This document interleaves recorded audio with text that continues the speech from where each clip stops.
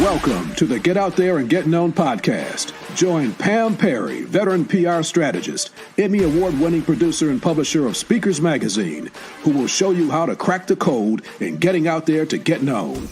Each week, she either interviews her media friends, PR colleagues, or she just goes solo, offering you strategies on publicity, publishing, and platform building. So listen up to hear how to get booked on media places and on superstar stages. Now, here's your host, Pam Perry.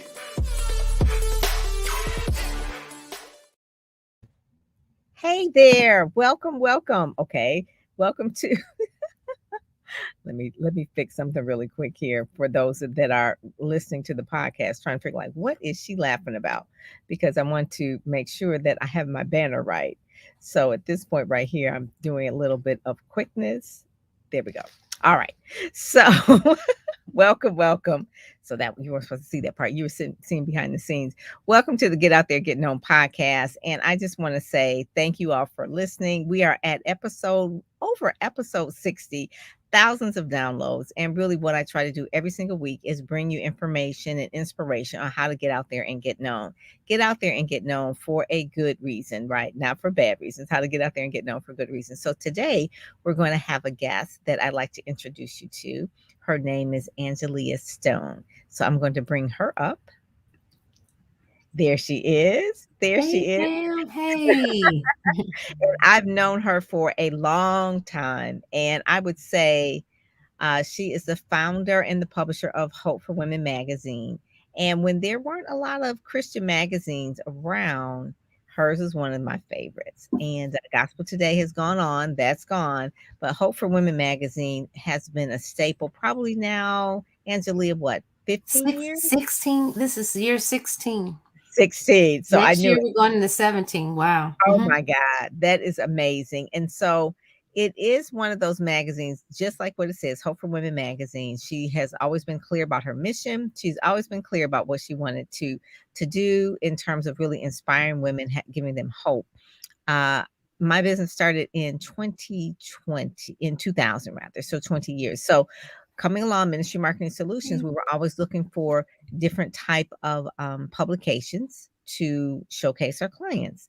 And so when I saw Hope for Women magazine and how well it was put together, I immediately contacted you. So it's been, like you said, from the very beginning, because I just latched on. I was like, oh my God, someone who really gets it, who understands about ministry marketing and really how to share the message in excellence. There's been other magazines, but yours is in excellence. So kind of give us a little bit of background about how that started, the magazine, and then give us like where you're kind of pivoting to right now. Where is the next thing? Wow. I start, like you said, we have this amazing almost 20-year sisterhood and friendship going, Pam.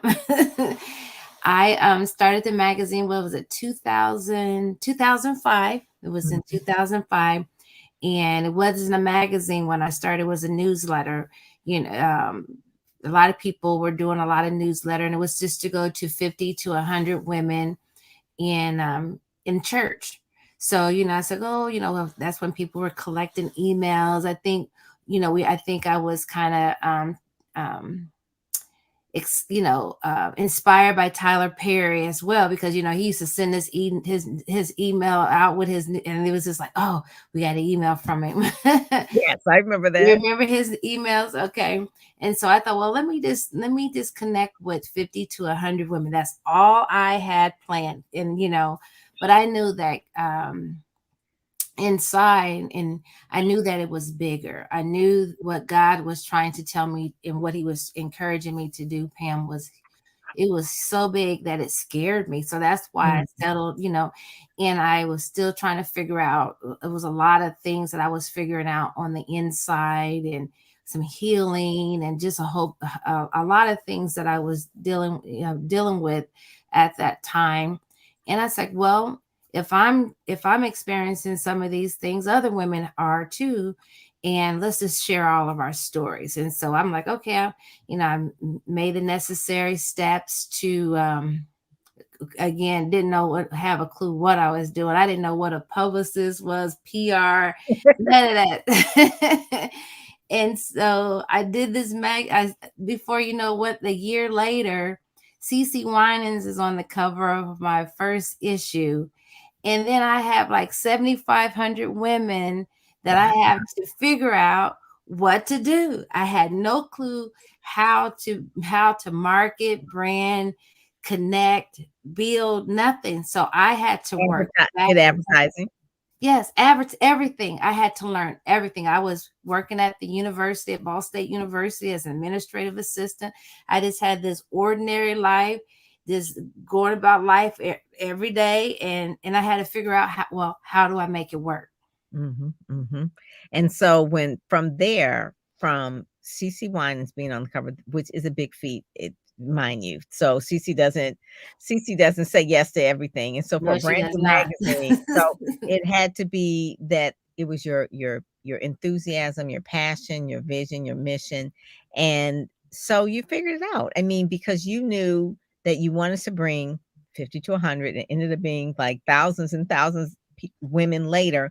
But what I like what you have done, Angelia, is that you have other women who have stories to share. They're sharing their stories, but you're also helping people who are in public relations to assist you as well. So they're getting that skill.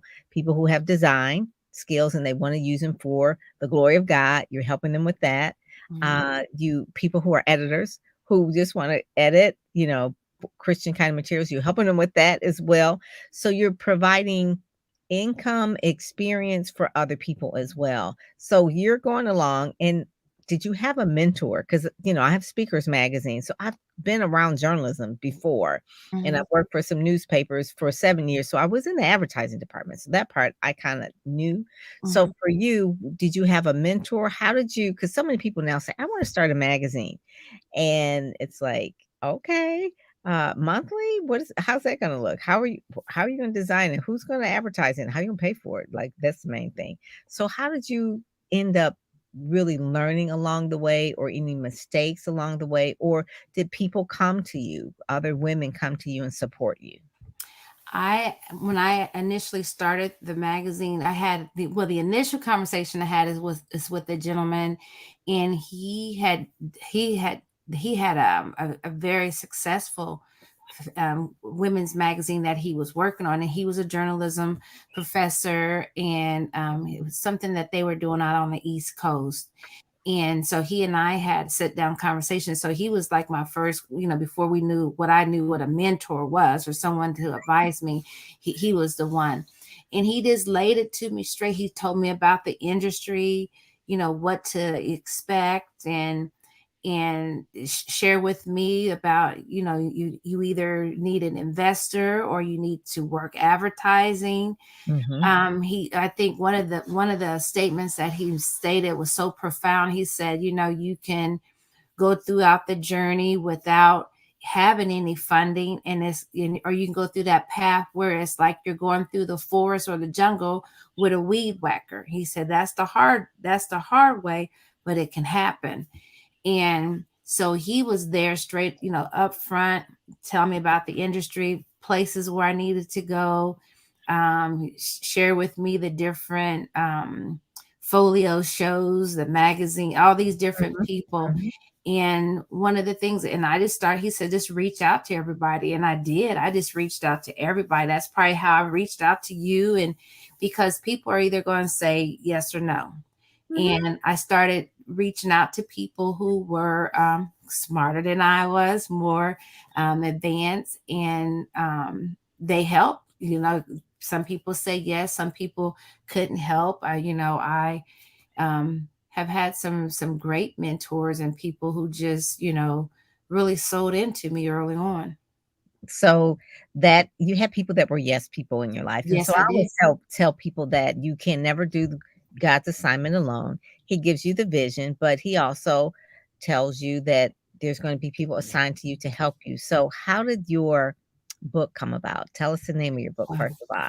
my book is called Yes Sisters. It's surrounding yourself around women who affirm, challenge, and encourage you. And basically, the Yes Sisters book was all these Yes Sisters. I had to narrow them down. All these women who spoke a yes to me. When I first started, I had no clue what I was doing. Again, as I said, I was in this healing process, trying to figure out how to get out of this hole. And these women helped me. They helped me. They helped me learn to become a professional. Help me on day-to-day things, how to show up to events, how to talk, on interviews, and how to go uh, to meetings with individuals. And I was always so funny as I would show up and I was like, I can pull up here at the front door here and just get out the car, and didn't know nothing about valet. And I just got out the car. And one of my sisters, I had to share about her in the book. She tapped me and said, "Sis, now when you pull up here, honey, you gotta pay this man and these people." But I didn't know. But I had these individuals. They were great. I had the yes sisters, and of course, you have the no sisters too. But the yes sister, the people who really poured into me, really outweighs, any negative. Yeah. Yes. And so one of the things, the book is Ravel, which is a major Christian publisher. So I want you to tell people a little bit of the journey of that, because it's not very often that your very first book is produced by Ravel. So no, it's not. You've got to have a platform. You have to have a following. You have to have obviously a message. But a lot of people have messages, but they don't always get book deals. So you got a book deal. So tell us how that came about. Right. It's interesting. I was just sharing that with someone as well, Pam. I think all of us, we all have a story. Like, we cannot dispute that each of us, we have a great story. And a lot of times, what people don't know is, like, when you go in and working with a major publisher, because I didn't know. I just thought, oh, I have a great idea. I was actually interviewing Trisha Goyer for the magazine. And we was messaging each other, and she was like, she was working on book 80. And I was like, girl, how do you have 80 books? I'm just trying to publish one, Yeah. And I didn't know where to start. Similar to when you do magazine publishing, you don't know what, the ins and out. And so she said, oh, you have a story. Tell me a little bit about what your ideal was. And I was like, okay. So I shared a little bit about it, and she introduced me to a literary agent. Of course, still again, I didn't know how that worked. And so she introduced us, and I had a chance to talk to the literary agency president. And she said, let's pray about it. We'll come together in 2 weeks. And I shared my ideal. And then she said, well, I think I want to take you on. Wow. But that wasn't the end of it. Right. Once you have to develop a marketing plan, they want to know your. I want to stop right there, because that's one of the main things. So before you even wrote one word, they were thinking about your marketing plan. That's it. And I tell that all the time to the people in my Ready, Set, Go Speak program and my Branding Accelerator program, all of them. I said, because I'm a literary publicist, so I have to promote something that is marketable. So it's not about the message. The message is obviously going to be good, but it has to start with the marketing plan. So for anyone who's listening, who wants to write a book in 2022, the first thing you do is you have the idea, download it from God, and then work with someone to work on the marketing plan, how you plan on selling it. And the reason why, if you don't do that, because the book isn't for you, it's for the market. Exactly. And so you have to know the market. You have to know how to talk to the market. You have to have a market for the book, because you can't say, oh, this book is so different, there's nothing like it out here. Well, if there's nothing like they're out here, that means there's no market for it. Right. Right. So I love when you said you had to get a marketing plan together, because if not, what happens is you'll just be journaling. It's like Exactly. it's a nice little book, and it's a journal, and no one's reading it. It's like a diary. So it's like, okay, so I'm just writing just for me. But if it's a book that you want to sell and you have a book deal, it has to have a market. So go on, Angelia. Exactly. And that's what I was saying is, you have to have a marketing. You have to have a market. They had to go in and do some tweaks and everything, because The they had to platform. make it marketable. They Yeah. had to make it my story marketable. It's like, no, we're gonna have to. So it's not that you go in there. They have to kind of they smooth it all out and all that. You have to do, besides doing the building your platform, because you already have the platform, you have thousands of people that are reading Mhm, Hope Magazine every mhm, single month. And so mhm. that was already there. But then they always say, okay, well, there's some things that we have to work on you, because you're going to have to be the person that sells the book. So you've got to Mhm. have a photo shoot, you have to have a new bio written, you have to have this and that. So tell us some of the Exactly. things that they were tweaking, I guess you would say, Right. because a lot of people think like it's just about my message. No. No, no, it's not. It's about it's magazine publishing and book publishing. It's a numbers game. They Hmm. want to know the numbers. Yes. And that was important. It's like they wanted to know how consistent. I mean, this everything, the consistency of the messaging, how many people, like now it's a whole different a different arena because social media, but they want to know how many impressions you have, how many, where you're getting all this, the analytics. They wanted to know Hmm. all the details Hmm. of everything. And again, they wanted to make sure, you as the individual about your branding. And a lot of times you have to get that headshot, you have to refresh that headshot, you have to do something professional. And something that I often share is that, tap into your local colleges and universities. There's students out there. I work with a lot of interns. There's students out there, and the young people are just incredible. Yes, they are. They're photography students. They're copywriters. They're journal. They're looking for They're an video opportunity. editors. Yes, everything video. They are there to help them with their college credit or just to have that experience.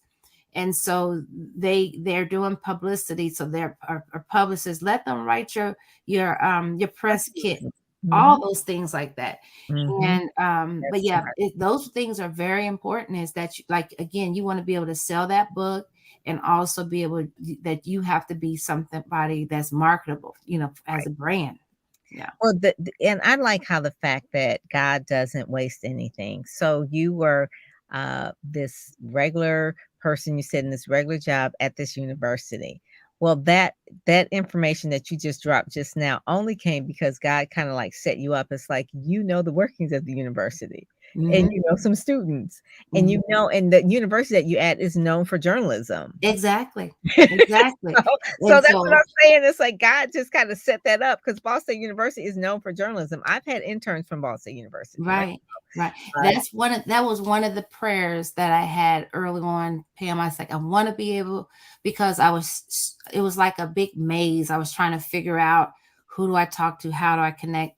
And one of the things that I prayed for and hoped for was that I was able to develop a relationship with the journalism in the career center, to yes, to have students, to yes. be able to be a partnership with Hope.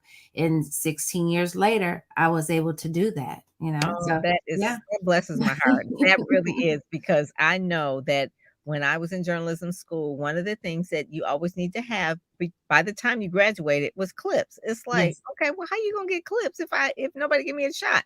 So that was one of the things that I love that you said, that by really tapping into the resource that you hmm, were already there, and then really providing for them, and also mentoring them, not just in their profession, but also spiritually as well, because exactly. the magazine is unapologetic. You're with a Christian publishing company. The book is a Christian book. Hmm. Definitely, this is one of your whys. So, what is it that the main message that you want to get out about the magazine, what you want to share, and about the book? This, I guess they're kind of like the same, because you're the founder and the publisher of Hope for Women magazine.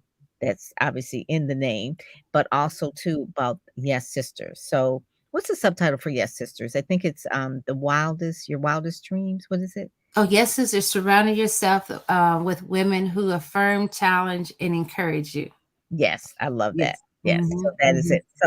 So Hmm. building community is important, because building community builds the platform, and Right. building the Right. platform allows you to speak your message out further. And I really want people to know that when I did Ministry Marketing Solutions 20 years ago, and now Pam Perry PR and Get Out There, Get Known, it's really for to help people get out there, get known, who have a message that want to change the world, a message about God, a message about spirituality, a message about Jesus, people who have what I call the messages that really matter. Mhm. You can have Mhm. a message about anything, but messages that really matter in terms of life-changing messages, that's where we need people like you, professionals that can market the message and really showcase the message. So maybe the students at the journalism school weren't necessarily Christians, or maybe they were kind of okay about Mhm. it. But once they run into you and they see that, oh my God, this is a whole movement she's doing. She's got a Right. book about this. She's got a magazine. And one of the things, you're living the life. So you just can't Right. be about it on the books and in the Right. magazines. You gotta actually live the life.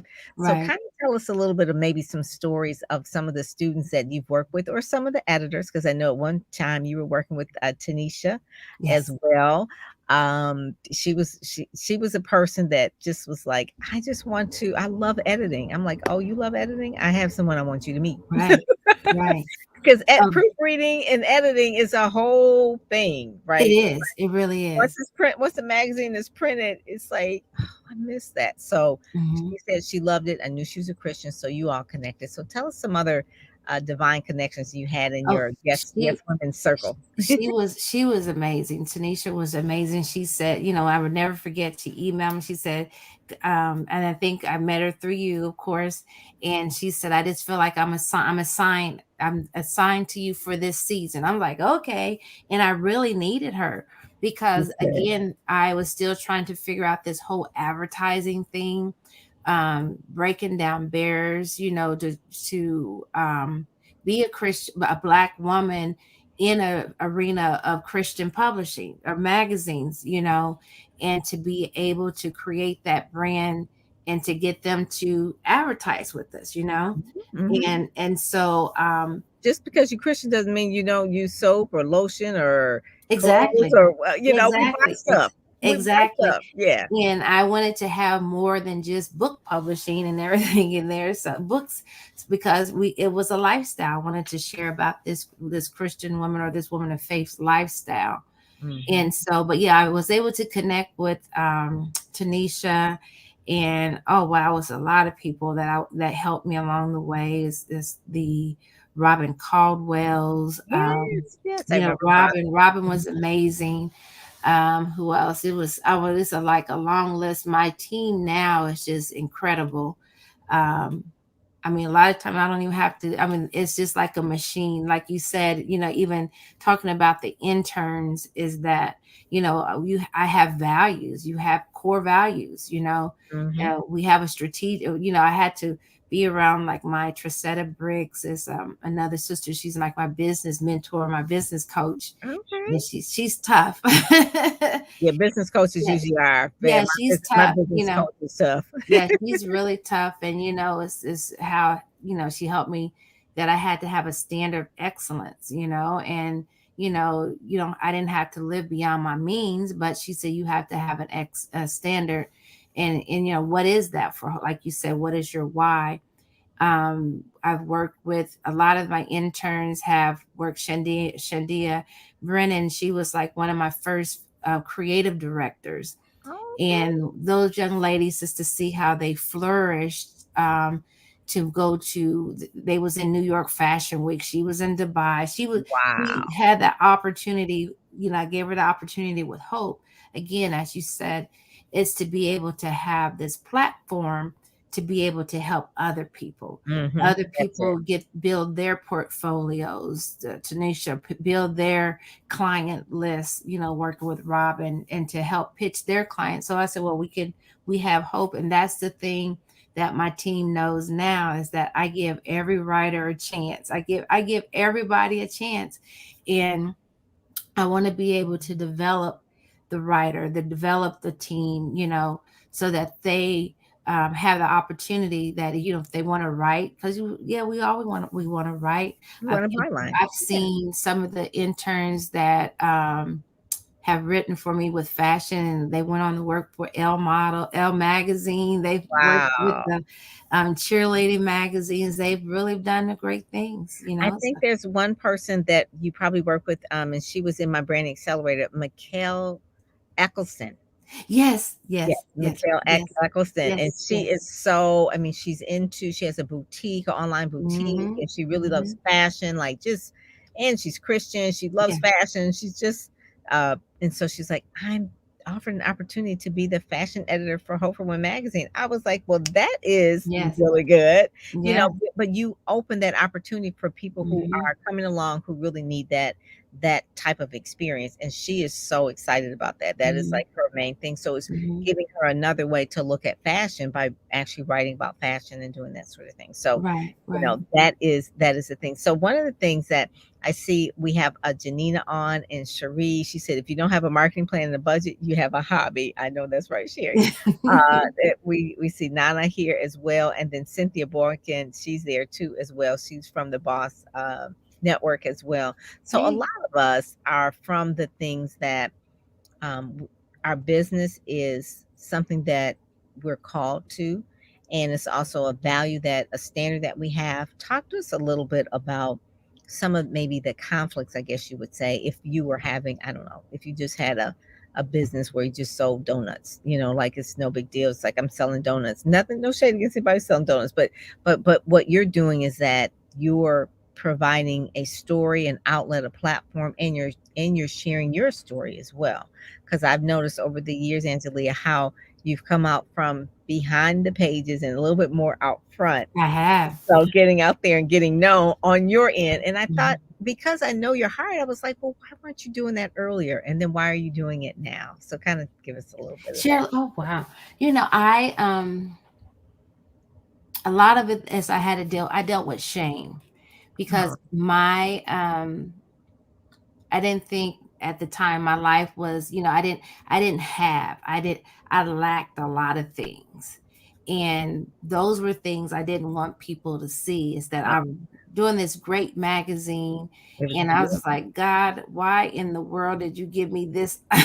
And I mean, it just looks amazing. And It people, is beautiful. and I said, people had no clue, but that's just how amazing and fabulous he is that the brokenness and everything that was on the inside of me, he created this beautiful, this great presentation, and Mm, that's him. And so that I can never get the credit for it is because I was just the vessel that he used me. It's because I'm thinking, well, I was in a broken place, and he allowed me all this to be visual in my mind, to have all these beautiful shoots, flying to Kirk Franklin's home to do Tammy and all that oh good yeah. stuff, you Yeah. know? Yeah.